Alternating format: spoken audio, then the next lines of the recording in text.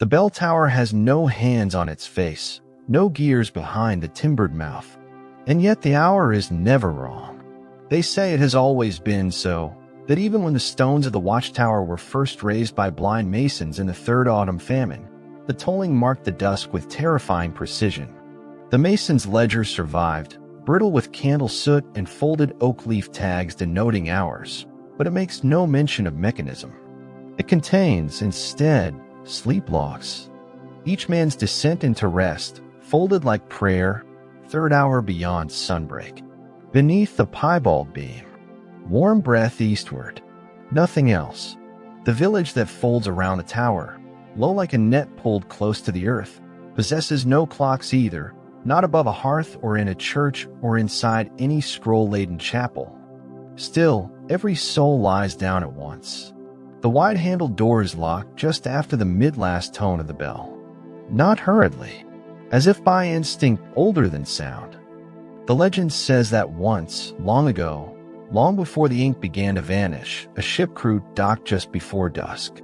They walked ashore fully awake, but none remembered falling asleep, and none ever left. Their vessel remained, tethered and buoyed, barnacled in grids of silver kelp. Eventually, it grew fabric-thin with mold and hesychast wax. The name on the prow smeared into waterless opacity, or something. The villagers pretend not to see. And now, even new arrivals show the same affliction. Just last spring, a drafter from Alaros, who came to measure the roof widths of the western galleys, awoke 3 mornings later, ink dried on his knuckles, compass in the mud. Not a single measurement collected. He files vegetables now by shape. No one asks how he eats. No one sleeps during the day. It is forbidden not by edict, but by something quieter, more assured. As if sleep sustains some subterranean order, some continuation without difference. To resist, it would be like breathing against a tide inside one's own ribs. And yet, the priests do not sleep in the homes like the others. They do not lay flat. They lean against posts wrapped in damp velvet and stay vertical, their eyes open, dry as shell parchment. Their dreams come from elsewhere. One of them, Brother Kale, once confessed to the tailor's boy, when he was still a child small enough to forget. He said, "We were told to look west at dusk, and never blink, or the bells will ring too soon." An odd confession. But the boy told no one, and Robert Kale was found days later seated on the chapel roof, robes sopping with dew, not dead but unreachable. The doctors undid his folds and whispered important questions. He only blinked once, then coughed a dry, short noise and said, "It's the inside of the bell that sings." After that, he joined the others in the vestibule, leaning, breathing, listening only. But no further confessions were made. The bells themselves appear to require no rope. No hand has ever rung them. Not even the tower caretaker, old Marin, who now sleeps endlessly among feathers in the north turret, his dreams curated by unnamed women who sew with closed mouths. He used to walk the bells in the morning, not to wind him, merely to bow beneath them like a priest under icons. His ledger from the 34th year of the Watchman era contains a thin notation beneath the moon-cross sigil. The bells discolor slightly at the 5th toll, underside warm to touch. This is the only physical detail known of them. Every scholar who came to diagram their hollows returned changed. Some forgot their own languages. Others simply never awoke again. Their sketches remain, but none align. The dimensions are consistent, always 15 palms in width, 12 in height, but inside each bell is drawn differently. One shows a rib cage, another a hand, one unsigned, written on thick tonic skin and marked with 3 traces of hair, depicts no bell at all, only concentric circles, as if from water. The monks claimed it was weather damage, and yet the bells still ring. No matter the storm, no matter the silence, they do not miss. Even when snow has buried the tower face clean above the rope lines, even when the river below has hardened into a pitch-black face where the moon forgets itself, the bells toll, pure and whole, and every villager ceases. Always the same minute. Dust stills in air. Wood creaks once, and doors begin to lock. By morning, no one remembers sleep itself, only its promise. Sarna, the baker's daughter, once attempted to resist. She was 12, sharp and wick-eyed. She claimed that if she fixed her gaze on the dramatist's lamp across the square, which flickered unpredictably at dusk, she could stay tethered to the now, remain some fraction awake as the bell rang. She tried once on the first of the lantern quarter. The morning after, the dramatist's lamp was extinguished permanently, and Sarna wept in her father's shop without cause for nearly 12 hours. The flower beneath her eyes turned yellow on contact. She does not speak of dreams, but since then, she always kneels when the fifth tone sounds. There is a problem, however, rarely acknowledged. On the night of the winter wash, once every span of 7 winters, the bells falter. Not entirely. Not the silence. The first 3 tones ring correctly, but the 4th comes late. Only seconds, but it is enough. The sheep stir. The windows buzz faintly. A single candle flares before death. The children become still. Too still. And on the 5th tone, the bells gather something in their throat. The sound is too dense. It folds inward. Then sleep comes. Brutal, seamless. And for 12 hours, the history of the island vanishes. No entries. No drawings. No gossip afterward. The day following is always bright. Too bright and unspoken. They call it the hollow ring. The priest who hears it first seals themselves beyond the archive quarter, behind lacquered panels and smooth shale, and never speaks again. The rest go on as if it were never different. But it is. The bells do ring, but they do not tell time. They consume it. And that is why no clocks are kept, and why no one sleeps at the wrong time more than once. They never see it happen. And yet every evening, as the 5th bell scratches the edge of dusk, the doors click shut from the outside. Even the carpenter does not understand. He carves the latches himself each year, fresh from alpine cypress grown behind a chapel shadow, hands stiff with cold, eyes loyal to ancient measurements. He cuts each groove by rote, shaves each notch by his grandfather's folding diagrams. But he does not affix the bolts. No man does. The villagers say the locks complete themselves. There is no closing procession, no robed figure with keys drawn from cowl. Only the sound, a soft, undemanding click, repeated house by house until the whole village hums with locked silence. The locking is not feared. It is waited for. That is its strangeness. The people do not rush or glance at sky. They do not fret at fading light or the sudden loss of Mercer's chatter down the lane. They simply listen, wait, and smile slowly as their doors seal. But if it is missed, if one is late, even by a breath, the lock will not engage. And that is worse. Those who remain unlocked do not sleep that night, or the night after. They cannot. Their bodies remain upright, trembling, breath shallow as frost, eyes wide and empty of sleep.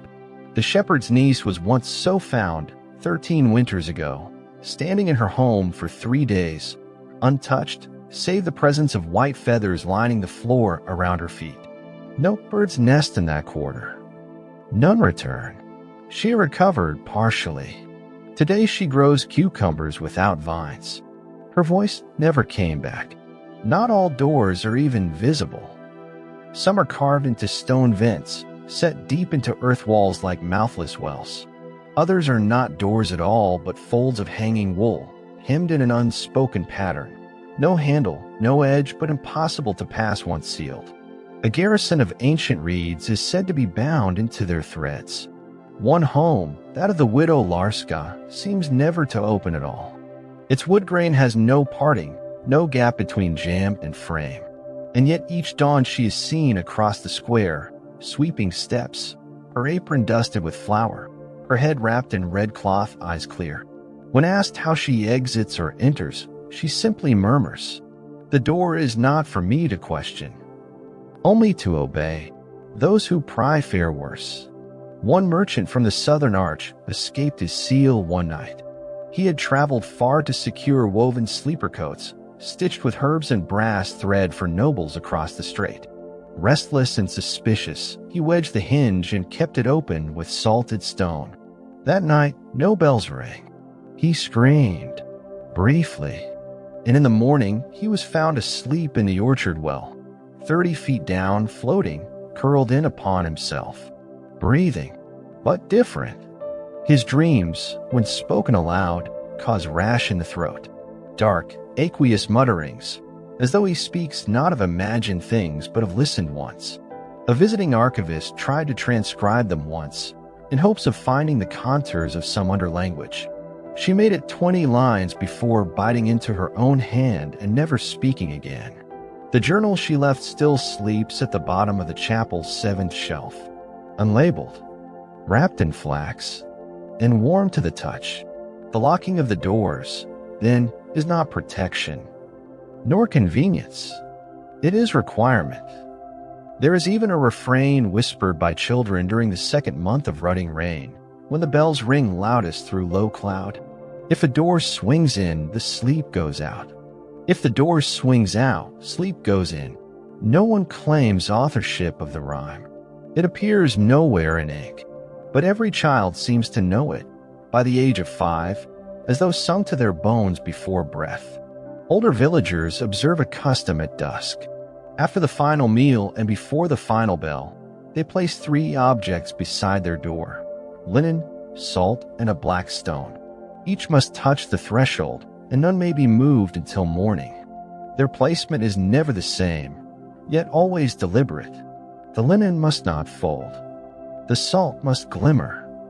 The stone must breathe in dew. These offerings, if such they are, bear no explanation in writing, only in practice, only in silence. And stranger still, the lock's age. Every few generations, the entire system of closures decays all at once, as if on cue.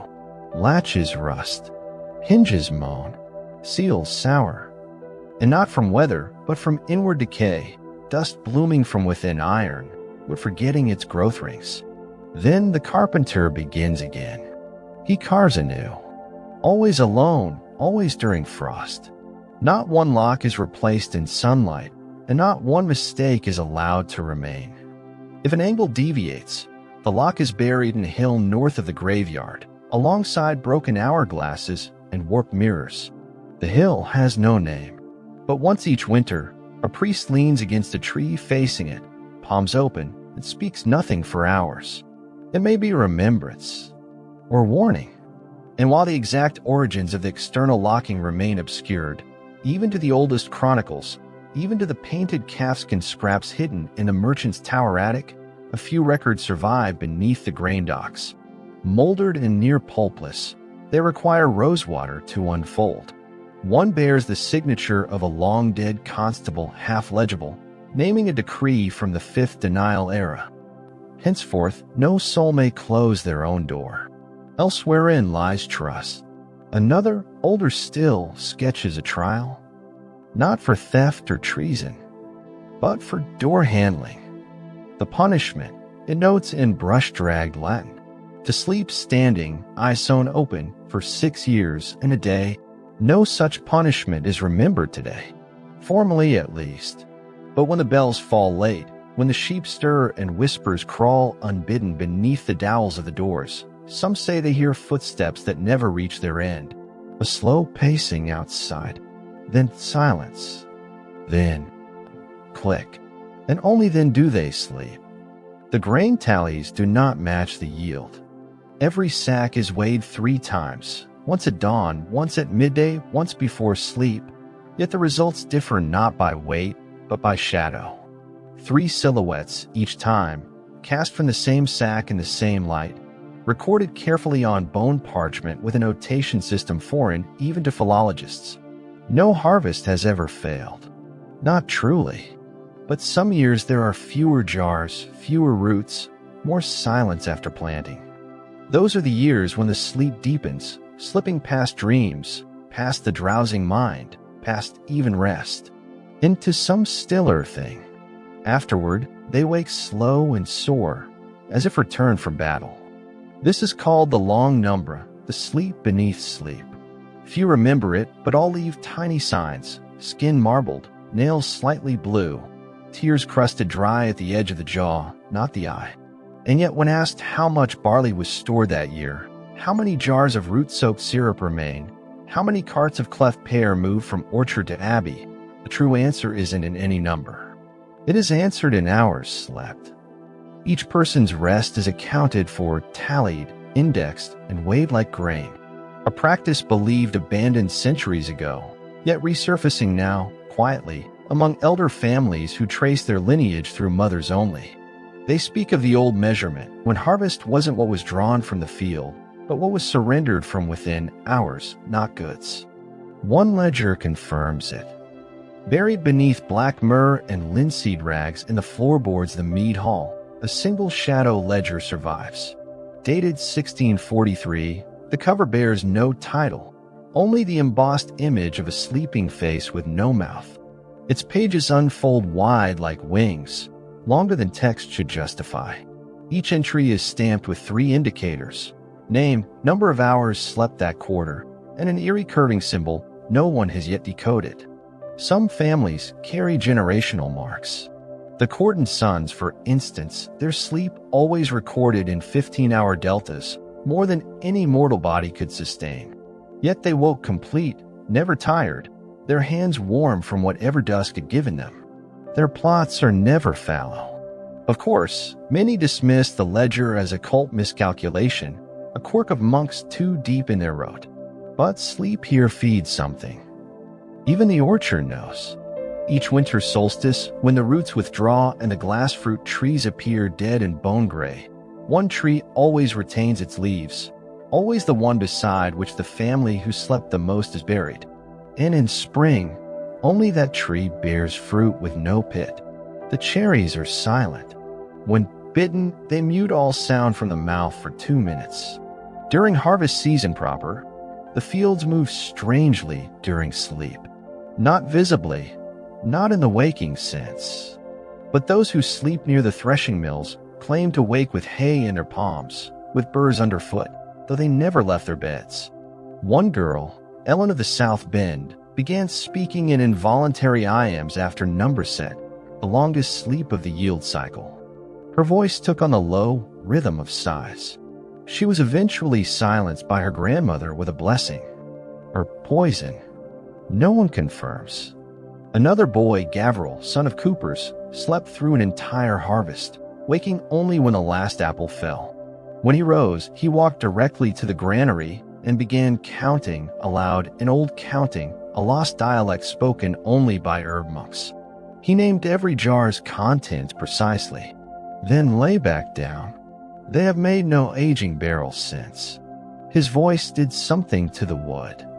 Wanderers noticing this ledger, or those who ask how an entire village survives on inconsistent trade and open-air markets, are usually met with dry politeness, briefed on their hosting family's customs, and then encouraged gently but firmly to rest just after the 4th bell. But some ask twice. A collector from the North Market Guild returned from his 2nd stay, with bright white hair, 24 years old.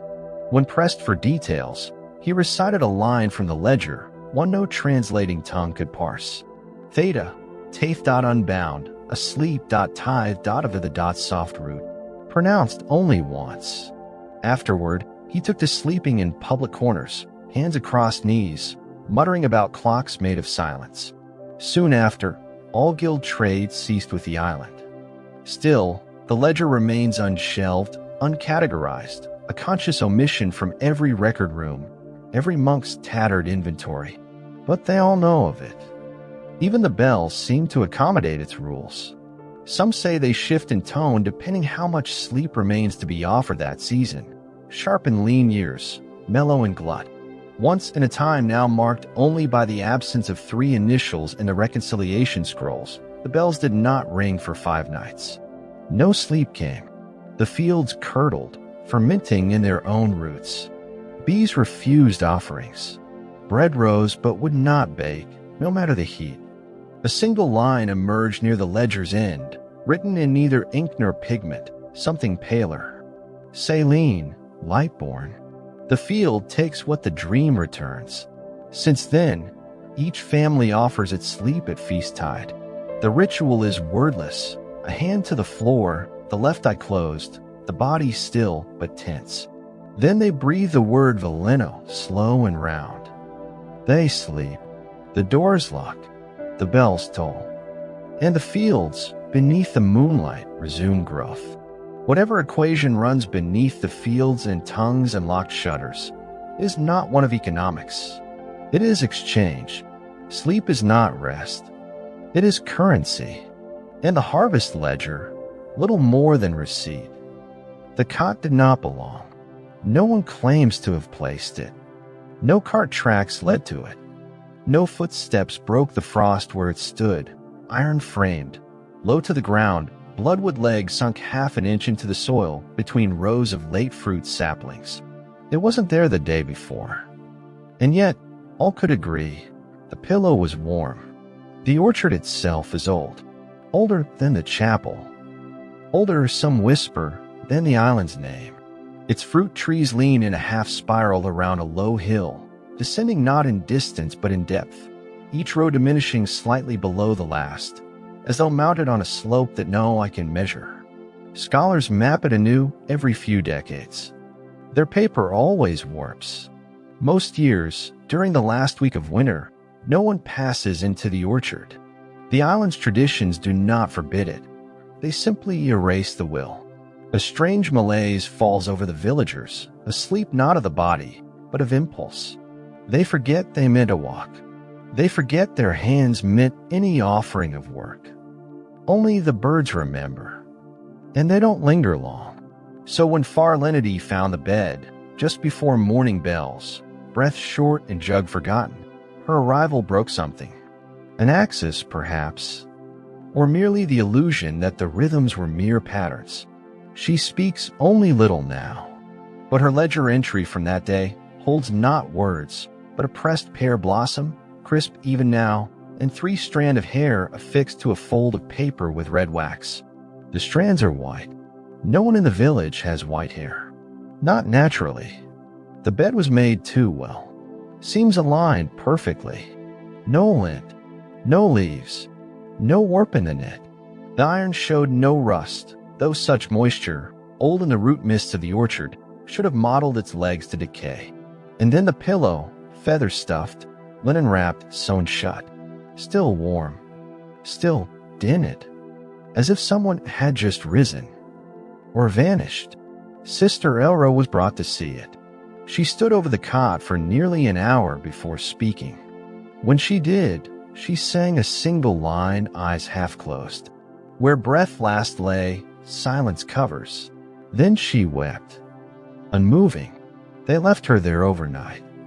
By morning, the bed was gone. Not removed, gone. No drag marks. No retreating regression of warmth in the grass. Nothing. Even the white strands were missing.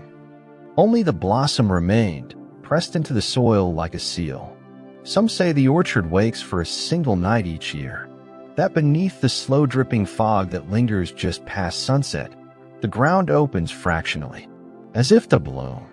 And the cot appears then for one person only. An offering, a warning, no one knows. But afterward, faces change. Not visibly, not to the eye, but strangers recoil from those who've seen the bed, as if some softness inside them has been scraped clean, as if dreams now echo instead of pulse. One traveler recorded his witness of the cot in the margins of his ration logbook, scrawled in graphite mined from the island's western edge, graphite that no longer flows, its source exhausted for reasons unnamed. His entry reads, "The bed is not for sleep. It is for memory. When I woke next, I did not return to Dusk, but to a place where time stretched sideways.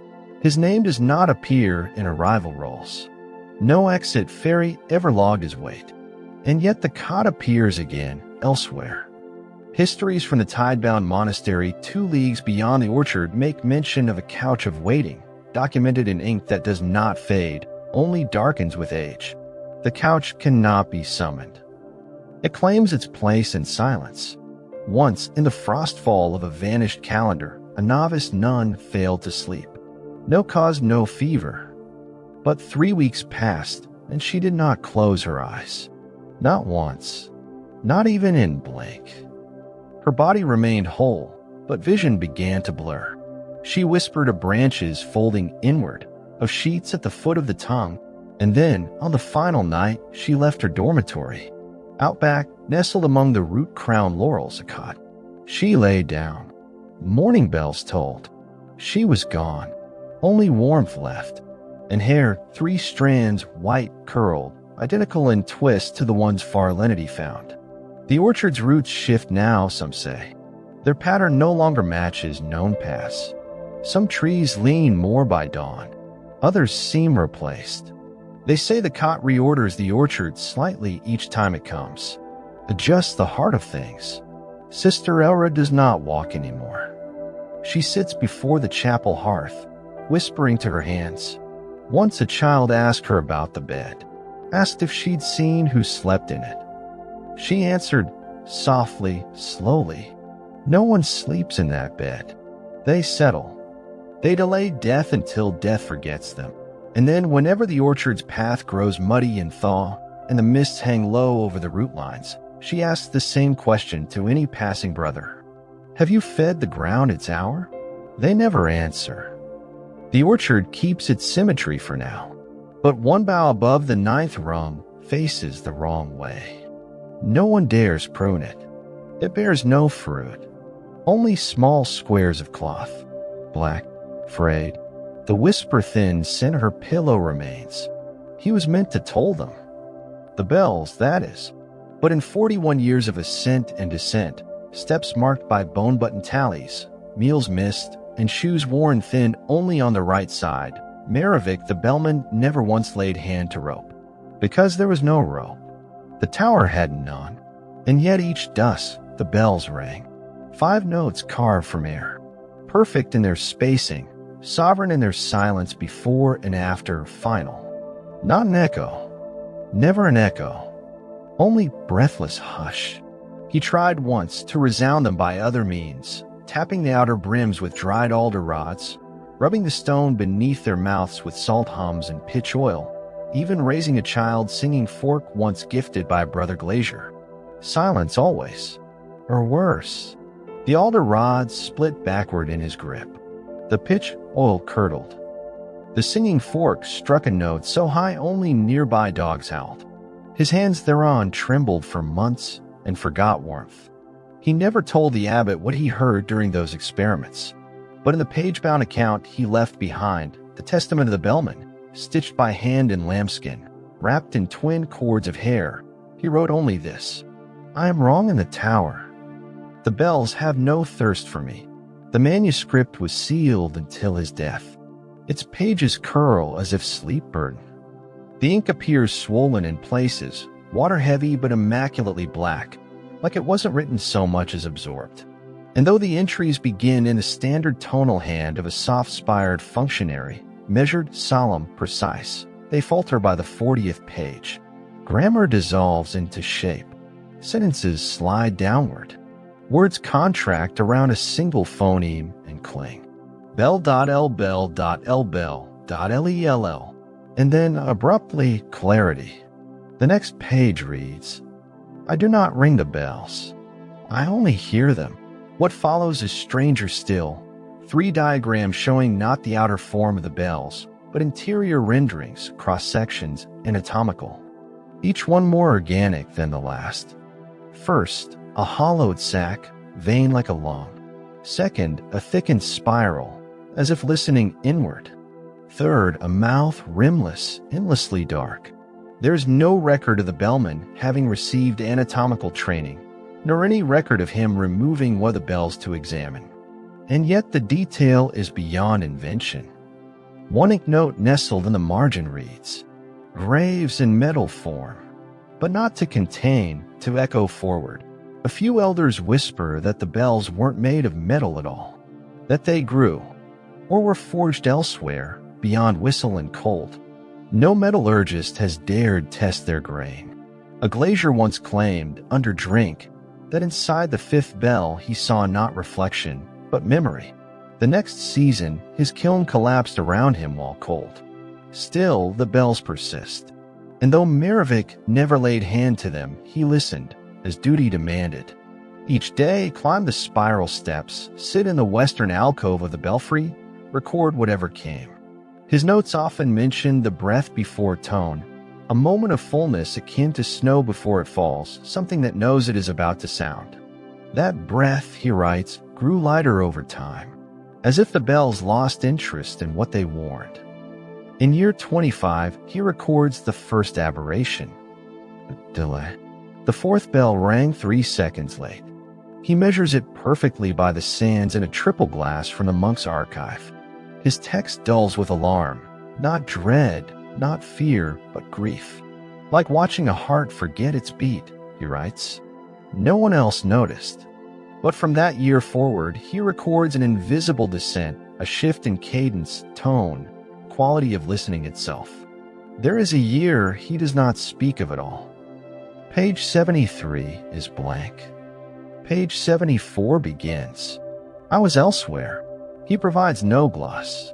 On his final morning, before the bells were due, he descended late.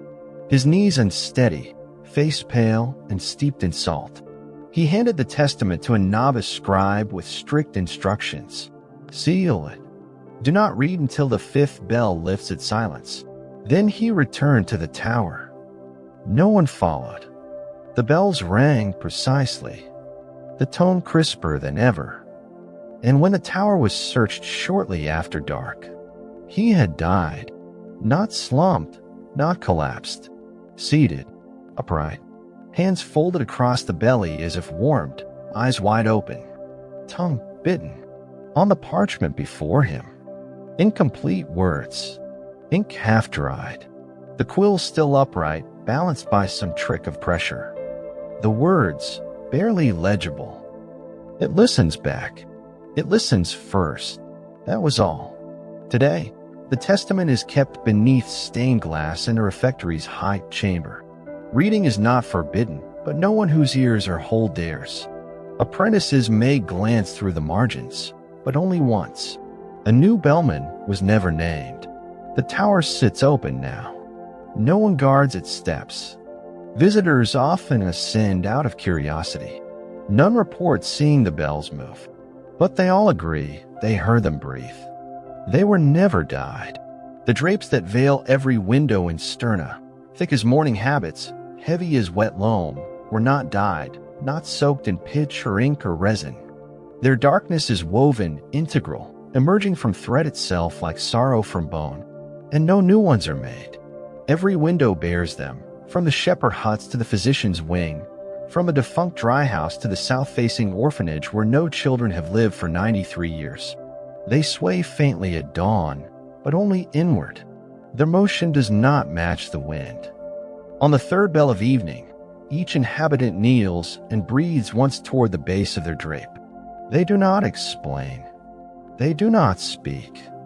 Sometimes the exhale is audible, soft, ritualistic, like dust leaving a bottle just before it shatters. Then they rise, draw the curtain tight, and sleep. Cloth as ritual is nothing new, but this cloth is not of linen or wool.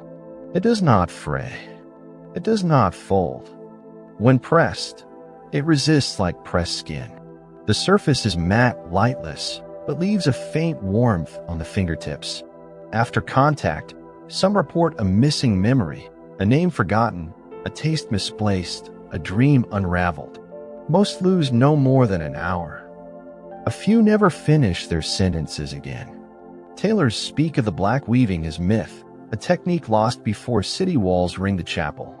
But one record, undated, burned at the top right corner, survives in the Guild of Loam. It documents the disbandment of the Drapers' Guild by order of silent decree. Only a page and a half remain, for the fabric has outrun the dream, the master draper writes. Its silence is not light, but witness. The remainder is scratched, perhaps in haste. But an inventory appears. 42 bolts of black weave, 6 shuttles of grooved bone, 1 braid sealed with wax, stored beneath the eaves. That last detail, the eaves, is puzzling. Acolytes from the scriptorium once spent a month mapping every eave in the village, expecting a chamber or a hidden bolt room. They found nothing, except silence sharpened. One novice, Marion, returned pale and changed, muttering only this: "Fabrics grown in corners. Not from wind, from memory." After that, the search ended. And yet the drapes persist. Even in empty homes, those long abandoned, unclaimed by blood or custom, they hang across the windows like blindfolds over vacant eyes. Dust gathers, but never on the fabric itself. Only beneath. A trained eye will sometimes note faint patterns etched into the curtain's surface. Not embroidery, more like impression, like pressure memory. Faint ridges, repeating geometries, concentric quills, trilines spiraling inward. The suggestion of antlers, curled back on themselves. When heated, they vanish, reappear after sleep. No two sets are the same. No spare version exists. When a curtain's thread finally ceases, unraveling not from use, but necessity, it vanishes within 3 days. Gone from wall, air, floor. No trace. And one arrives in its place. Always at night. No one knows from where. No one wants to know from where. The weaver's contract, buried in the northern monastery archives, references one final clause, unmarked by seal but transcribed in shaking hand. The cloth shall not be spoken of aloud once it touches glass. The light watches. Let the black speak in its stead. The phrase light watches is never clarified. Some claim it refers to an older superstition that light passing through sleep unfiltered causes what the priest called soleco. Others say it is simply a reminder that visibility is a kind of exposure. But those who sleep without the curtain, travelers, skeptics, tired old men forgetting rites, always report the same thing. Waking seems normal, until they try to remember what woke them, and realize they've been awake for hours, eyes open, motionless, watching the window, watching something that was never there. One young boy, son of a crossing merchant, ignorant of customs, once tied back his curtain in mockery, laughing to the village girls. He slept poorly, too quickly. No dreams. In the morning, his father found him curled on the floorboards, eyes open, as if listening. In his torn blanket, bits of char, 3 polished seeds, and a brush of cloth warped as if singed, but cold. No one touched the window after. Even now, families assign a chosen one to open the drapes at dawn. Always the same person, even for years. That soul must not speak of what they see before breakfast. Those who broke the rule once, only once, lost taste for color. They know the hues, but cannot feel them. All red becomes water. All blue, distance. When asked, they shrug blankly. It doesn't matter anymore. And maybe it does not. But every house continues the rite. Each eve, breath offered. Each morning, drapes opened. And never dry. Never truly dry. Whatever they are made of traps more than night. Even in full sun, the hem clings, as if something inside still dreams. The table is always set. On the shortest day, beneath the bitter wreath of sun that barely lifts above the orchard's rims, the villagers place long oak boards along the central square. Laid end to end, sandwiched between stone troughs and frost-dull braziers, they form a single unbroken feast table, enough to seat all, enough to hold more. And yet no one ever sits.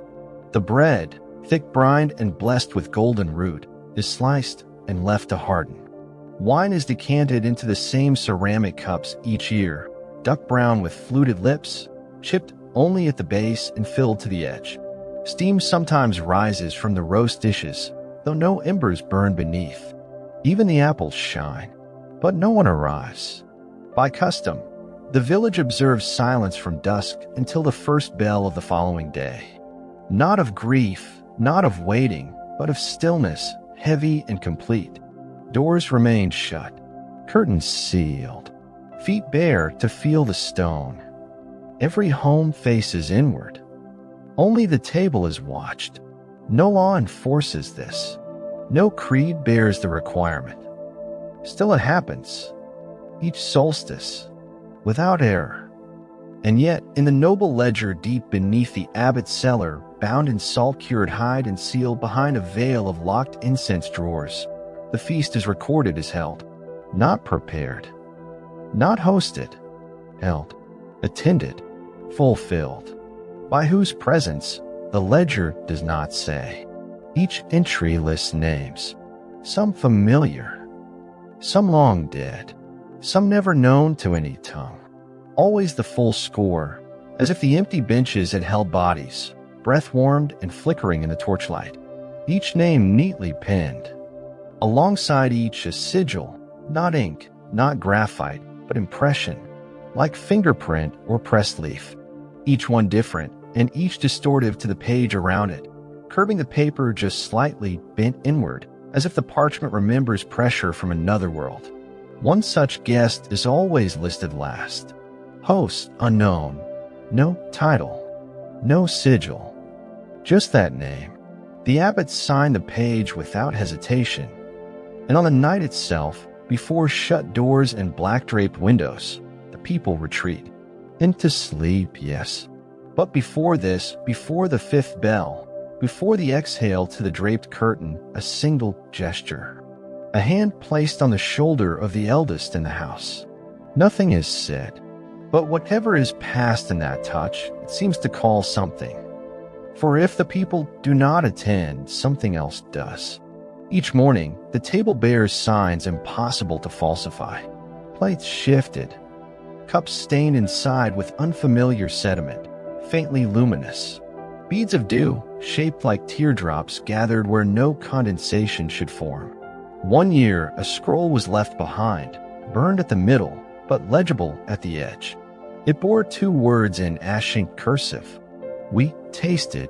The table is cleared at the second bell. Quietly, with gloves. Everything is buried. Nothing reused. The wine is poured onto the orchard's edge. The chicken bones, wrapped in horsehair and lowered into the marsh pit near the Weaver's Hill. The bread is weighed, not by ounces, but by absence. Each piece is measured for weight before the feast. After the night, it is measured again. The bread is always lighter, but not eaten. Some say it withers in presence. Some say it is remembered into dust. There is one year they speak of rarely, the year of the fork. On that morning, all was as expected.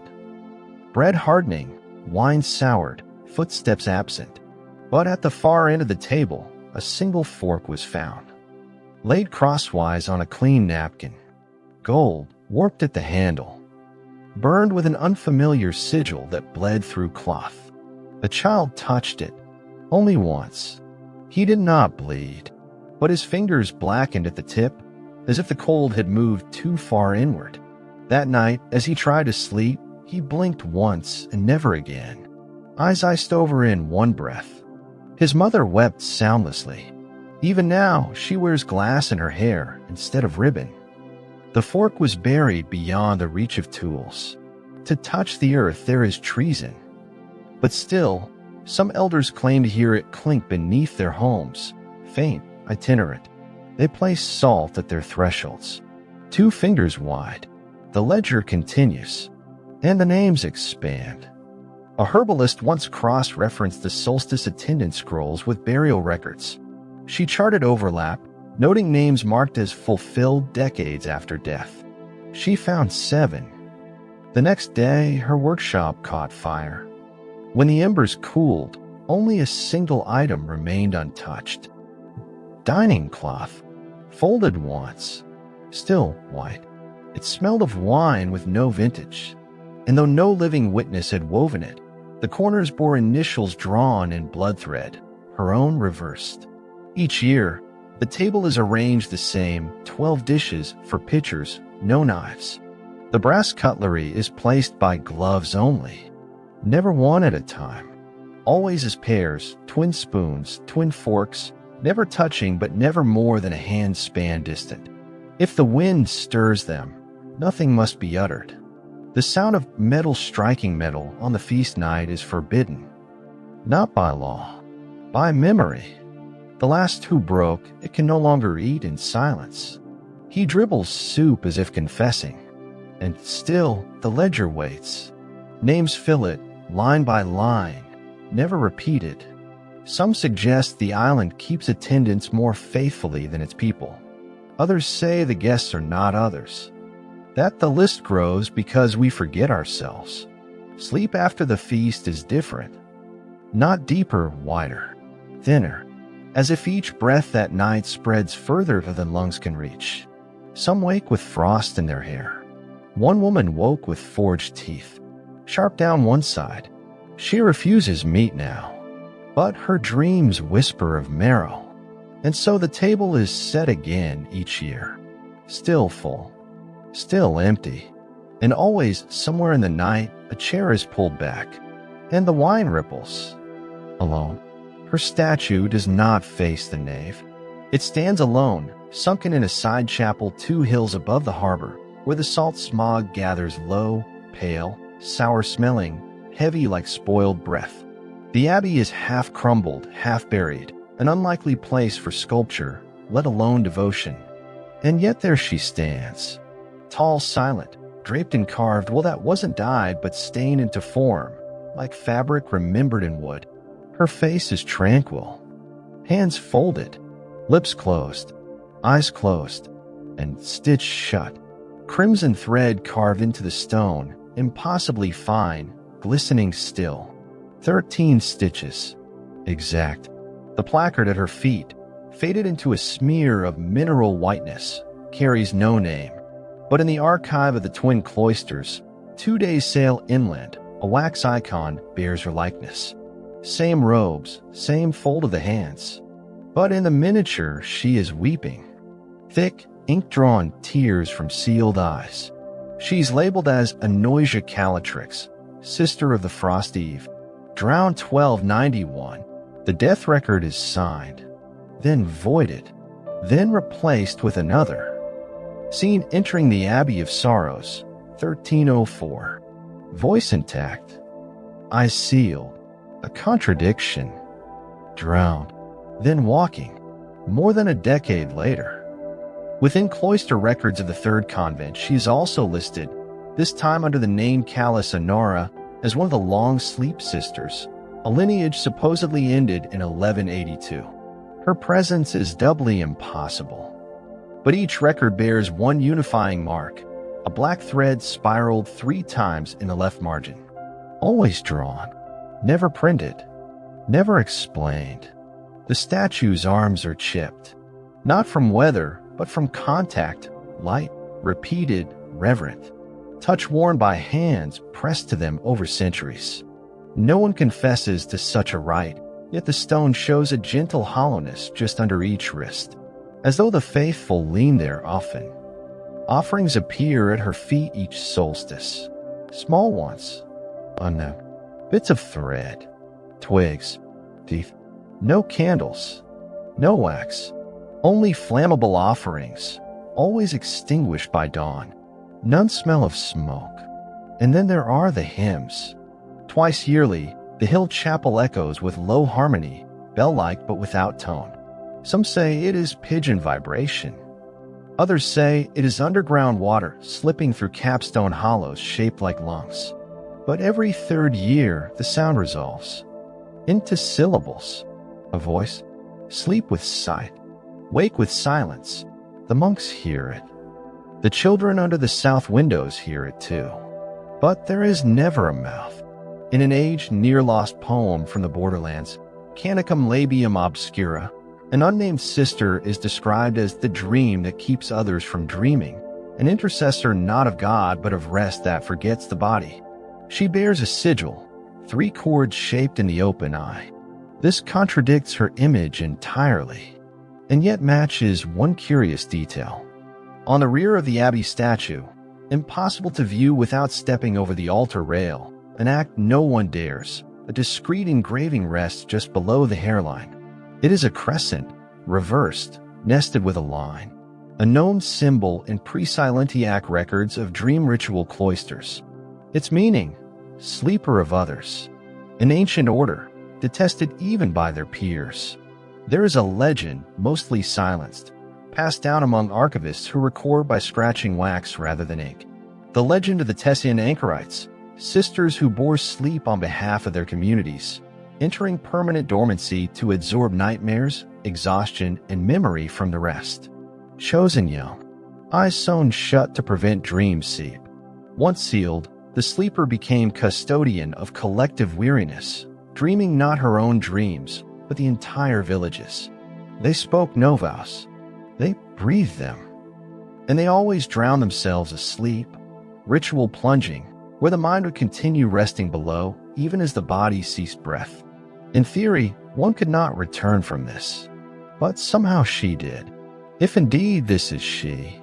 In one coastal manuscript, retrieved in netting among sea wrack and dated to no known scriptorium, the nun is referred to only as her who resided twice. Beneath foam and floorboard both, she vanished to wear our weariness. The passage breaks here, then resumes. When she returned, she bore 3 tongues. One for warmth, one for forgetting, one for sleep. They say she does not speak anymore. But one autumn during tree fast, a foreign theologian, unfamiliar with the hill route, but drawn by what he called a mist-bearing sleep wish, stumbled into the ruined abbey at twilight. The sun, just an outline on the low sea. He approached the statue skeptical, not out of disrespect, but the puzzled tilt of the outsider's heart. He whispered his own name aloud, and the mouth of the nun bled. Just one drop. But he never returned to his dialect after that. Slipped straight into the regional whispers. Writes only in 3-line fragments. Sleeps visibly, with eyes just barely open, flickering. He paints now. Always trees. And behind every painted grove, a small woman in gray, unseen by most.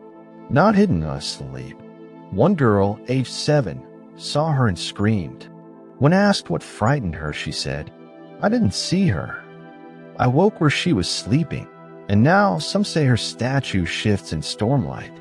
Once, a window pane showed her facing north. Another year, harvest watchers spotted a gleam, as if wet rope hung from her eyes.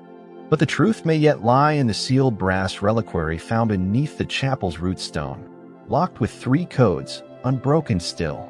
Whisper marks on chaplain banners imply it holds bone, but no one tries to open it.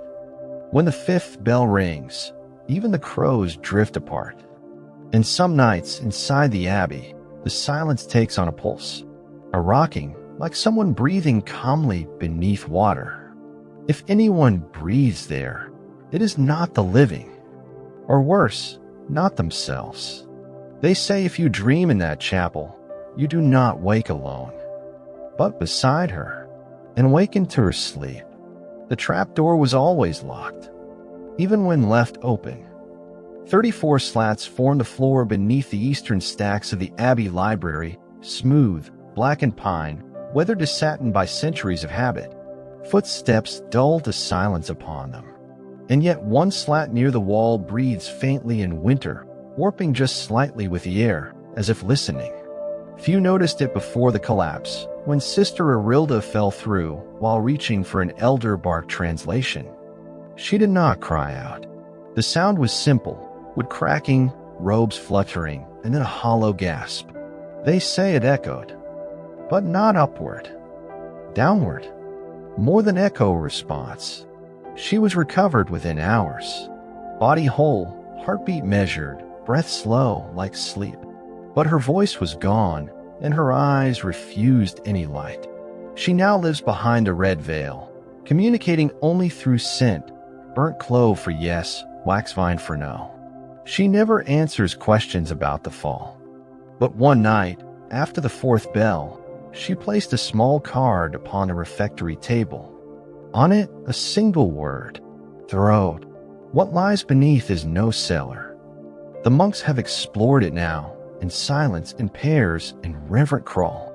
The trapdoor opens easily since the fall, but the air is wrong, soft, laden with iron.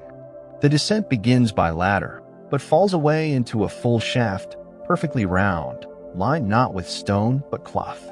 The same black fabric as the village drapes, sewn not vertically, but in spiral like a voice twisting inward. They have named it the archive chimney, though no record explains why. The shaft descends for perhaps 25 body lengths. At intervals, stones protrude, not placed, but grown against the fabric, warm to the touch like resting skin. The bottom is unclear. The air thickens before footing is felt. And then a sound. Not constant, nor patterned. Just occasionally, when the fifth bell finishes tolling above and the shaft ceases trembling, something mutters. Short, dry, indifferent, but always in a voice now buried. One was recognized. A historian, brother of Reem, descended with the blessing of the high quiet. He carried 2 thin bells on linen rope, one a chime each meter. On his third morning, he returned ash-colored, both bells struck and tarnished. He spoke only once before his tongue retreated. It called me by my mother's sob. He now eats nothing but boiled rice. Asked his name, he blinks 4 times. When shown drawings, he points always to vertical lines. When asked why, he whispers, only faintly, shelves, not bookshelves, bones. Others refused to descend, but dropped objects instead, candles, salt packets, crosswood coins. Nothing made a sound on landing. One object came back. Black thread looped, wet. No water lies below.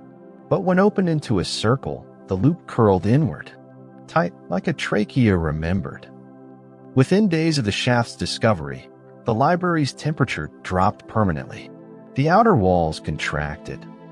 Book glue soured, and the pages of dream records, once brittle yellow, dampened and warped slightly at the spine.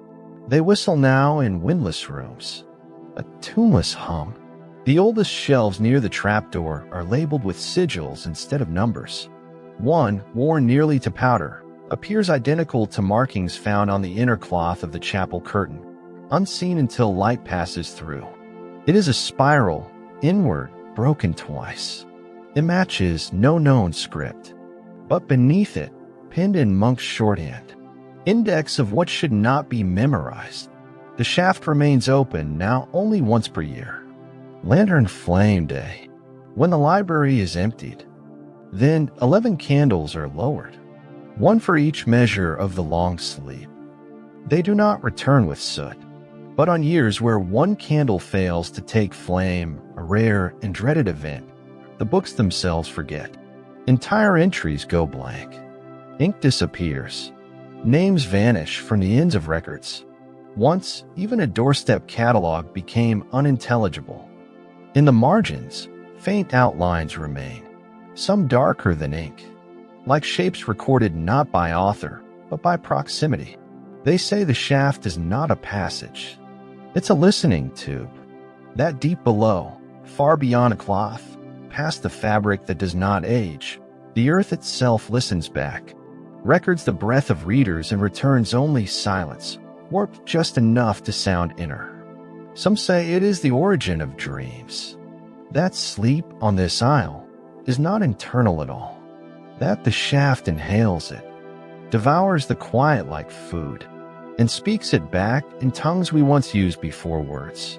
The voices heard there, names buried, griefs forgotten, prayers unsaid, may not be echoes. They may be the source. Many now wear woven cloth across their mouths, not for faith, for fear. Fear of speaking in the presence of what records the throat from within. Fear that what is remembered below may rise again and speak in your name while your own voice still sleeps. No maps of the island stay whole. Every attempt decomposes, not from rain, not from wear, but as if the land itself recoils from being measured. Ink blisters from parchment. Lines recede like tongues retreating from fire. What remains are always the same shapes. Wild spirals, slurred coordinates, coastlines that curve into themselves. One mapmaker tried charcoal. Another used human blood. Neither survived long past their drafts. But one map did. Or nearly did. Burned along 3 edges, coiled like a scroll attempting to smother itself. It was found nailed inside an old olive crate at the chapel docks. It bore no compass, no labeling of trade routes, no scale. Just an image of the island, not as it looks, but as it shifts. The notes in its margins are frantic. Composed in 4 hands, each style wavering, each crossing the other with visible tension. The island folds. Sleep moves it. Acts is incorrect. Orientation a lie. Coordinates measured before sleeping do not hold upon waking, cannot be re-entered the same. At the base of the map, one phrase is traced again and again. The land forgets when we sleep. The cartographer who drafted the central glyph, the one whose marks overlay all others, elegant and acid-thin, is unknown, but their ashes were found beside the crate, tucked in a blackened urn, sealed. Technically illegal. Funerary remains are never left indoors. Yet the ashes remained warm. For 49 days. The map underwent study. Monks from the Riverfold convent traced patterns with iron styluses, replicating them on fresh vellum. But no matter the precision, the new maps faded within a week. Sometimes slower, often faster. One map evaporated during afternoon prayer. Another fell blank after a child dreaming nearby uttered the phrase, not west, but else. The burning map remains the only record that holds its form. Its design is unsettling. A central body, assumed to be the isle's shape, is segmented like vertebrae, suggesting scale, like a creature folded in sleep. Clusters of marks spread beyond this core like shed skin or echo. 7 spirals, one partially missing, hover at irregular intervals. Some scholars believe these spirals are sleep sites. Others insist they're not sites at all, but ours. One monastic navigator offered a thesis before sealing his own mouth and returning inland forever. Sleep folds land not in space, but inward. The bells ring not to mark time, but to fold it. No maps of the island include the orchard consistently. Twice, it appears on water. Once, beneath the library. One fragment marks it hovering above the bell tower, detached and rotating like a wheel. These inconsistencies are not post-sleep hallucinations. They are published records, each witnessed and signed beneath tripled wax.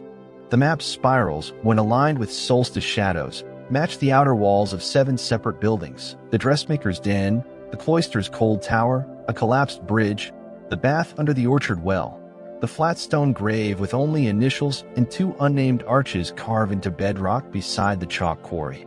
That area, Eldfold, is a ruin even before collapse. No roof, no icon, only the scent of thread. And there in chalk dust the ring, a perfect oval scored into earth, its grain too smooth to be bone, too warm to be stone. It glows when stepped across with bare feet.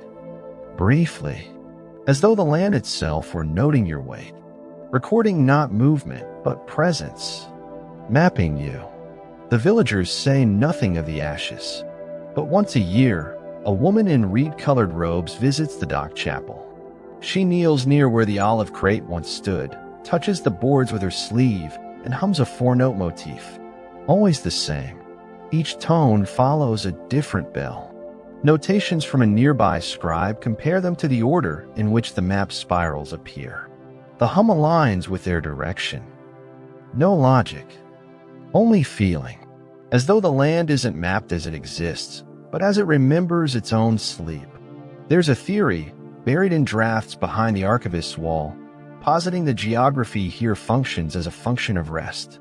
That the body lying still in this particular soil, under this particular bell, causes the isle to reshape around the sleeper, moving not the sleeper through land, but land around the sleeper. Hence the records of identical dreams with differing addresses. Hence the repeat confessions of waking in the wrong house or the right house with the wrong windows. One dream priest rendered this paradox in a single line. We dream in these beds to weigh the walls. If we dream too hard, the hillside turns. He died returning from the orchard. His steps traced a spiral. 22 paces in, he vanished from sigil sight. They buried bones but found no name. Today, the scorched map lives sealed in a cold scroll reliquary, kept behind 9 latches. No ink allowed near it. No flame. When handled, gloves are doused in sleep water from the marshes, fluid collected only from dreamless corpses. Yet the map remains warm. The ashes never cool. No one knows the cartographer's name. But on the wall beside the reliquary, someone, not scribe, not monk, hand unknown, has etched a phrase with a single nail. She dreamed the island into shape. Now it must dream her back. And on certain nights, only after the 5th bell, the ashes whisper when no one listens. A sound like soft chalk, drawing lines, and then erasing them. No one tells them to.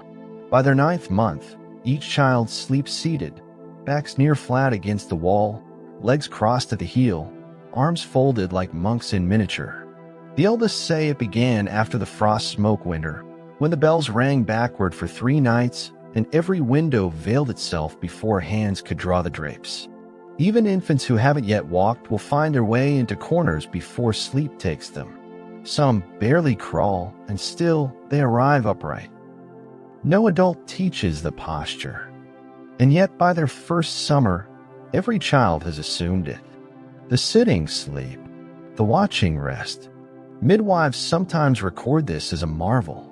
Other times, they note tremors in the limbs, sudden stilling, as if the posture is not a pose, but an instinct, a compelled arrangement, like geese moving before rain. Medical scripts offer no explanation. One folio, compiled by Sister Halion in the 2nd generation of the Bell Orders, describes what she calls virtus vigilanti, sleep without surrender. The posture preserves the dream open eye. Rest occurs not beneath the lids, but beside them. And indeed, their eyes often part mid-sleep. Not with awareness, just a sliver, thin enough that only the dust notices. Children seen this way disturb, not because they are unwell, but because they are repeating something. Something not taught, yet replicating down generations without deviation, like breath through graven reeds. Visitors ask, but no parent can explain. Parents do not even recall being children themselves, not in sleep. Most cannot remember what they looked like sleeping, or what they dreamed before the sitting began. Only the nuns recall. But only one speaks. Sister Velitha, prime of the upper watchers, writes her answers in brass point, on leather strips sealed with brine. She claims the children sleep upright not for discipline, but response. Before, there was something larger than dark. Now there is silence. The silence must be shaped by posture. One might dismiss her, were it not for the humming. It begins faint, about 2 hours after the 5th bell. The pitch is low, impossible to chart on string or pipe. At first, heard only in one house, then 2. But when mapped by a novice merchant listening across the village walls, the hum forms a slow, deliberate interval, patterned, and each time, every year without failure. It matches a motif found in the High Southern Cloister's oldest manuscript, a scale written in minor thirds of no known tempering. A sacred mode, they whisper. Lacrimatus. Not melody, but rotation within stillness. Only the children hum it. Never taught, never together, yet still in unison. Even infants, even the columns of those not yet speaking. Smaller mouths part. Air drifts out like fog against reeds. The pitch sharpens just barely against season winds, as if its origin lies not in the body, but in the space between lungs and wall. One child in the North Quarter once translated the hum into syllables. She etched them into sand during first light, 7 distinct words in no known tongue. Her mother swept them away before noon, frightened without knowing why. But one priest caught glimpse. He refused sleep that night. By morning, his hands had blistered. He claimed the words were vowel bones, throat keys, dream-bound. The humming stops just before dawn, never during. At its conclusion, every child exhales once, deeply, in near-perfect harmony. Then complete stillness. Not rest. Stillness. Parents wake to find their children asleep silently, posture intact. If touched, the child collapses briefly, as if the pose was held not by muscle, but by command. And yet no ailment arises. They grow. They smile. Their teeth fall and return. But all dreams shared among them seem to describe the same place. Some corridor too long, flooded not in water, but in pelted dark. A warm floor beneath, a sadness that doesn't disturb. And music. Always the music. One crayon sketch found beneath a child's cot shows 7 figures aligned between what appear to be bells, but not shaped as bells. Rather wide-fleshed, open forms with ribs, as if the sound came from breathing. Some children have drawn them with mouths, several more with teeth. The schoolmistress quietly archives such drawings in a sealed alcove behind a chalk wall. She stacks them by pitch, not image. Over time, a pattern has emerged. The children's hum aligns with the bell's 5th tone, but subtle divergences occur in seasons of shortened sleep, as if they are correcting something, as if they adjust sleeping toward a tonal ideal. Each child sleeps differently in posture, one hand tucked, one knee lifted, but the angle is the same. When shadows are cast during moonlit tide, their silhouettes align against the draped wall, as if called into shape. Once, during a longer sleep season, 5 children across distant homes collapsed together, without sound, without cause. One boy cried amber tears. Another spoke aloud in his sleep in thread language, despite never having been taught. His phrase, transcribed by 3 awed siblings. We sleep like this so the sky cannot count us. Since then, stitch marks have appeared within some of the black drapes. Faint curves, traced silhouettes, tiny, almost child-sized, only visible from within. Some have heard the children mutter before full rest takes them. I will be counted. I will not forget. Others simply hum. Some rock slightly. One girl refuses to dream unless seated between copies of her own breath drawn on linen. She claims she hears them speak. Still they grow. But sleep leaves marks. By age 10, the posture ceases, replaced by stiller inward sleep. But the hum remains within them. They no longer sing. They do not need to. The bell's 5th tone answers now to them, some say, shaped by years of pitch and posture.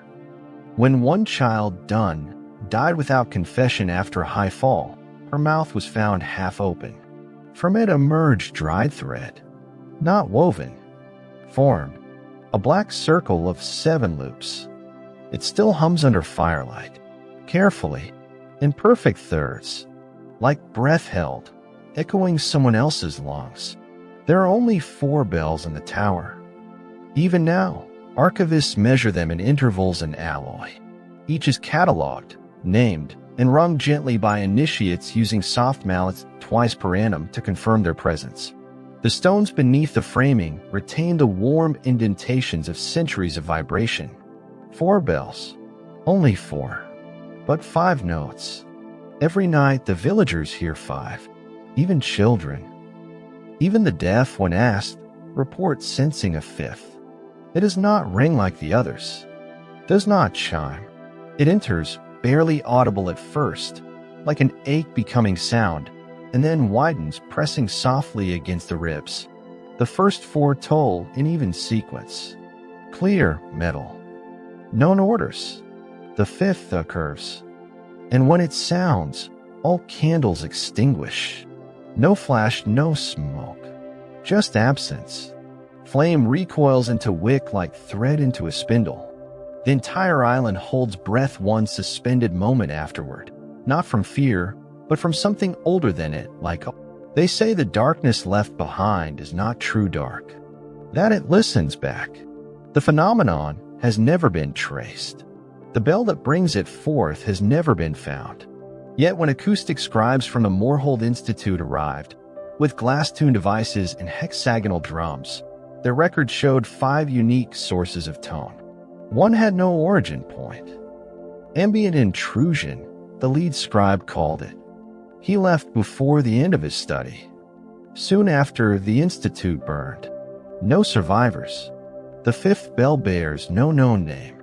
But within the margin of a vellum entry in the Sea Cloister Codex, a monk noted a term. Echo. No, plus. Just that. Some interpret this as deriving from Eastern tongues, an ancient word for echo, for return. Others insist it is a name, a forgotten sister.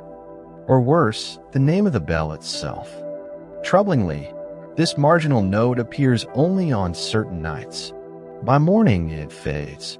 The appearance is not tied to season or light, but perhaps something subtler, a pattern of rest across the island. When too many resist sleep, even briefly, the word inkens itself. Children in the orchard have begun to murmur it in dream. They do not know why. One monk, Elder Seth Wren, whispered to a fig sapling on his last night that the 5th bell did not ring after the chimes, but before all of them. That it sounds backward through time, anchoring the other bells to their stations.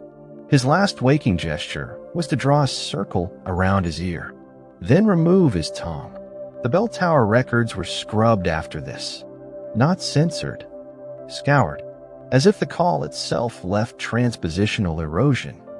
Writing turned to shapes, names to loops, pages dampened beyond touch. One page remained untouched, blackened by wax fall. On it, 5 figures. 4 bells as drawn, standard, metal-bound, hollow. The 5th, center, was different. No clapper. No opening. Not a bell at all. A closed orb, dense, with ridges suggestive of soft tissue. Beneath it, where a name would typically lie, only this. Call comes not in ringing, but in remembering the sound. When villagers speak of the 5th, they never say here. They say they feel it. Shoemakers pause. Millers shiver. All temples fall into hush. A scholar once described it as water held against the skin of the back. Another likened it to a gap in pressure that hums instead of settles. But the deepest text holds stranger testimony. In the sealed breath scripts of the Dream Reconciliation Council, a body long ago deemed apocryphal, a notation appears at remarkable intervals. Echo manifest, phrase withheld. These entries always follow ritual violations, improper grain stacking, unsung funerals, unslept children. When the 5th sounds on such nights, the darkness lingers longer. And sometimes someone does not wake. Not dead, but no longer their own. Marsal Porth, age 12, returned from a missed bell night listless. Her mother found 3 words carved into the wooden plate by her pillow. Walked when rung. Since then, she has not written. Not eaten. She sits in each room as dusk approaches, always facing what lies behind. Beyond shadow. Beyond flame. Beyond what should be there. Dr. Chaplains have examined her. She bleeds nothing. And in her left ear, when the stethoscope is placed against the skin, they say there are notes. Careful. Soft. The 5th bell transcribing itself. A long-lost luthier spent her final decade building a replica of the tone. Tuning reeds. Shaping pipes with fail-bound breath. When tested at twilight, the pitch turned grain to flower on shelves. Her own notes read, in perfect harmony, the bell will fall outside the skull, entering first from the base of the mind. It does not echo. It seeds. Her apprentice attempted the tone alone one night in the orchard. The soil beneath him opened just slightly. He was never seen again. But in the weeks afterward, the the bell rung sweeter. Children's faces slackened. No tears, just peace, terrifying in its wholeness. Some say the fifth bell is not cast, not forged, but born. That it comes not from tower or rafters, but from beneath sleep itself, a tonal root that anchors silence to place. When it sounds, the island ceases motion, if only momentarily, and sleep becomes less a function, more a summons. It is the moment when breath pauses, when the world forgets itself, and when asked, even the boldest villagers admit, it is the fifth they listen for. The others simply prepare the way. It was a famine year, not of food, but of sleep. 2 full moons passed without rest falling evenly across the island. The bells rang, yes, all 5, each with their haunted gravity, but something unraveled in the silence between them. Children stirred without consequence. Elders wept without fatigue, and corridors no longer held warmth at night. Some spoke of the wind changing pitch, others of bread that molded before baked. But beneath these slow fractures, something else metastasized, waking, sustained, voluntary, defiant. It began quietly as moss with a single vow, to stay awake through feast night. One novice, unnamed in the scrolls but believed to have been a prior's son, wrote heretically in lampblack, "To eat before the presence is to offer sleep. I offer wakefulness instead." It was not the words that fractured the village. It was the absence of collapse. He endured, watched the bread harden, saw the wine ripple, sat across from the chairs with no guests, and did not sleep. And when the bells rang, he smiled. For others followed the next year. Then 17. Eventually 2 cloisters divided, unspoken. Those who would sleep during the sacred meal, and those who would remain, eyes open, mouths closed. They did not speak, did not rise, but they stared at the 5th seat where no guest was ever seen, yet no dust ever gathered. The schism ruptured further at dawn, for in the morning 8 graves appeared, not dug by shovel, not cut in earth, scored, long, linear openings in a hillside behind a glazier's kiln, as if scraped down by toothless force. Each grave marked not with a name or stone or sigil, but a single broken mirror shard, turned inward. No reflections, just the dull silver of unreal seeing. The sleeping cloister interpreted the graves as allegory, punishment for hubris, a reminder that to ignore sleep is to die. The waking cloister disagreed, vehemently. They called it a harvest, proof that the 5th guest received their gift. The feastable grew longer that year, even when fewer mouths waited. In the ledger, no contradiction. Each name listed, every seat marked present, including the 8, one with no sigil, only a jagged indentation, the mark of a mirror pressing on wet parchment. Attempts were made to reconcile the factions, a shared vigil, a half-night watch, but no union lasted. The waking grew fervent, the sleeping grew ritualistic. The next feast added a second bell ring, not authorized. It was said to be heard only by the waking. No tone, no chime, just the low impression of brass folded into breathing. The Abbey record from that night is blank. But in the lamb chant margins, one line remains. They did not resist. They recorded their posture. No further explanation. Yet monks assigned to the West Scriptorium that month all resigned the season after.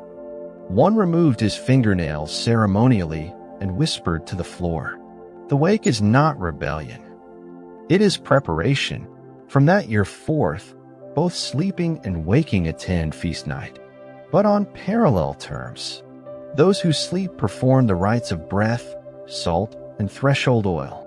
Those who wake drink water infused with bell-hung linen and fast until the 5th tone sounds. No eye contact is made between the 2. But each year, more the sleeping rise slower. Their lids hold linger. Their hands appear burned at the fingertip, not visibly, but shadowed, as if touched by a face only dreamt. One girl drew her own palm afterward. It bore a mouth, open. Another faction emerged then, those who claimed the mirror shards were not graves, but passages. That the presence at the feast did not take life, but collected it, storing what could not yet be received. A paradox, that by staying awake, one could delay burial. That their self, their soul shape, becomes a standing echo. One that must one day be dreamed back. But by whom? And from where? The schism lingers to this day, though no longer named. Most villagers choose neither posture outwardly, but their home's signal preference. Sleeping homes hang salt bundles over the left lintel. Waking homes burn candle, soot into the hearthstone. And some strangers mostly say that near the feast table, just after the fifth bell, the air divides. Two scents emerge, wheat and bloodless rosemary, never mingling. One tone, heard four ways. And in the margins of the new ledger, something changed. The names that remain not crossed, not checked, not signed, begin to mirror. Backwards at first, then rotated, then blurred, and some now vanish entirely, reappearing pages ahead unindexed, not listed twice, just elsewhere, as though the ledger is not tracking attendance, but movement between realities. One body, two possible ways to remain, and every feast night the table waits. Bread cools beside black cups. Flames try and fail to stay. Eyes flicker, and when the wind twists in that aching way, across that impossible seat at the far edge of the long oak stretch, sometimes a chair moves. It begins with the orchard steps. There are 32. Always have been. Each carved from the same pale shale, rubbed smooth by passage, angled slightly to cradle the foot with ritual consistency. They're accounted each season, repainted in ash milk, and marked halfway down with a sigil honoring Bekna, the nameless walker. And then, one morning, there are 33. No one added it. No excess stone fractured. No moss above or below differs, but the count can't be denied. The gatekeeper's son, precise to madness, weeps trying to prove the mistake. Even stranger, it isn't at the bottom. It's in the middle. Right between the 17th and the 18th. An impossible insert, like breath between heartbeats. From that morning on, nothing lines up. The walls of the bell tower no longer echo inward. The fifth chime stops resonating against stone, and instead re-rings against sky. A pale vibration too slow for ears, but felt in the teeth. Children wake before the bell. Not all at once. Not in panic, just too early. One child hums before light, but hums upside down. Not in sound, but placement. His breath feels behind, as though the sound comes from the back of skull and not the lungs. His brother stares at him too long, swears the air around the boy is creasing. The orchard is the next to betray its shape. Its paths alter underfoot. Arches that led downward now rise. Trees previously distant from the stone well are found leaning toward it, their shadow lines inverted. A priest walks 10 paces mid-cottonfall and ends up back at his steps. By the third week, the island bleeds difference. Maps, of course, continue to blur, but now the night sky shifts. 3 stars not previously charted form a triangle above the abbey roof. No chart mirrors it. No monk acknowledges them aloud. But the fifth bell now delays, not in sound, but meaning. It rings. The air answers. But sleep arrives seconds later, as though waiting for permission. As though rewriting how rest is summoned. Dreams fracture into curved spaces. One girl sketches a ladder coiled around itself. Not rising, not descending, simply turning. A root spiral. She names it the sleep stairs. Another dreamer wakes with dried leaves in her mouth. No one can identify the leaf. Not even the arbor master. She chokes on their texture, not from pain, but memory. She says, "The orchard folded, and I fell into the warm path where no trees live. The soil confirms it. One square of ground, exactly 9 hands wide, begins rejecting planting. Nothing grows, not even weeds. It hums at dusk. Some call it a scar. Others believe it's opening." The villagers stop walking the direct path to chapel. Instead, they move in arcs, roundabout, single-file patterns, mirrored from old pilgrimage diagrams once thought decorative. Sleep lessons, but not absence tightening. Like the minutes available are decreasing. Like the island no longer offers permission. The sea refuses cartography. Ferries cannot return along original paths. Storms emerge from breathless skies. Even timepieces lose their rhythm. One brass dial melts offensively in public, peeling off like clockskin. One poem appears, etched into a copper plate near the bell tower. The hills have surpassed themselves. The orchard is above the orchard. The dream rotates, and now it dreams versus us. The plate isn't signed, but the script is identical to the old Bellman's final note. The folding becomes behavioral. Sleepers assume impossible angles. Some lie along walls, not floor. Some balance on foot, rigid and smiling. A man is found fast asleep inside a barrel, standing upright, unbraced, inside-out clothing. He wakes afraid of beds. Copies of the same prayer song appear in 3 separate chapels, none with accurate tempo.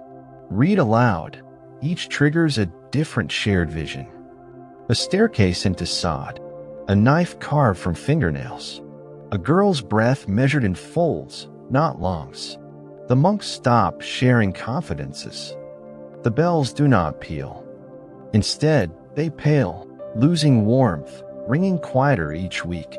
Then one night, the orchard disappears. The land is there. The roots, the frost, even a few branches. But the orchard, memory of it, emotion tied to it, capacity to point toward it, is gone. People stand near its perimeter, unable to name what once stood there. One aged widow weeps facing its absence. She cannot say why. The cartographers surrender. They leave behind blank pages. But when bound, those pages wrinkle into unnatural spirals. One burns upon completion. The inkless map displeases something. Stillness grips the 5th bell. Its hum curves for nearly a minute now. Long enough that some villagers fall asleep before it ends. Not during the toll. Before. As if the air readies them in anticipation, not obedience. The abbey closes its eastern wing. Lanterns dim despite oil. Even sounds behave differently. Silence is no longer absence. It outlines void. One woman, a chronic sleepwalker, is found midair, hovering one handspan above the orchard hill's thickest root. Her face, pulseless but awake. She whispers, eyes open. The orchard is inside, folded safe. When touched, she turns brittle. Not dead, not clay, but something that can no longer lie flat. They bury her in a wall. No box, stitched upright. One final record, stashed in a ledger beneath a velvet tomb, contains an unindexed line, written in syllables too deliberate to be hallucination. We folded the island that we might not fall off sleep's edge. We folded it to keep the dream standing. We folded it too tightly. It knows now. And when the bells ring the next day, only 4 sound. The 5th does not vanish. It waits and replies. The doors still lock each night, but the locking is weightless now, a click without echo, soft as thread through cloth. No footsteps precede it. No lives wait behind it. There are no people left asleep. Only open beds collecting moon frost in pale fleece. Even the bells still toll. All 5, but the 5th comes first now. Then silence. Then the others. Then nothing. It begins before dusk now. The hush, the stretch of soundless breath folding over itself like kneeling. The orchard no longer grows, but it glows. Not in hue, but in remainder. In memory left too long on the tongue. Roots shine without substance. Leaves flick beneath no wind. The trees are not wood anymore. Their posture, gesture, dream bark of what once held memory upright. A linen hangs across the chapel gate. It reads no glyph, no prayer. Just a pressed handprint, wax pale, with 3 lines cut down the center of the palm. It stays warm, always warm. What remains within walls is not ruin, not residue, but the arrangement of life. As if the sleep was so absolute, so unanimous, it left furniture intact. Tables remained set, bread hard and proper. Pillows sunken slightly as though heads just lifted. Even books cradle their final reader's weight. But no breath, no skin hint, no rot, as if death itself fell asleep waiting. Across the square, a fork shifts in windless air. Echoes begin again, not of movement, but of closing, again and again. Final clickings loop, bells tolling to one another. The rhythm is without difference now. Time eats itself through music. Still the dark curtains hang. Still the orchard marks breath with no lumps. Still the black looped thread curls at the feet of the bell tower, like something waiting to be sewn shut. A single stare from the library folds beneath its own weight. Then another. Then another. The shaft beneath speaks in small exhalations, like lungs becoming tired of pretending. Where the statue once stood, her threads have vanished. The mouth remains open. The feast table sits covered in dustless ash, 1 cup upright, 1 nail resting in the hollow of the bread. No name remains in the ledger, only impressions. Some hands gray, some gloved, some impossible, but all signed and folded. And beside 1 cot, still warm despite no body, lies a page. The last line written. The silence has begun to sleep, and now the soil breathes, a rhythmic and low, as if the land forgets how to carry the weight of dreams outlasting their dreamers. Not a people, not a memory, but the lovely stillness of arrangements waiting to be remembered. The bells toll once more, together. No echo follows them. Only air, only dark, only the closing of 1 final, unimaginable breath. That is the end. Sweet dreams. If what we uncovered deserves to be remembered, make sure to subscribe and leave a comment, even a single word. That's how forgotten history survives. Good night.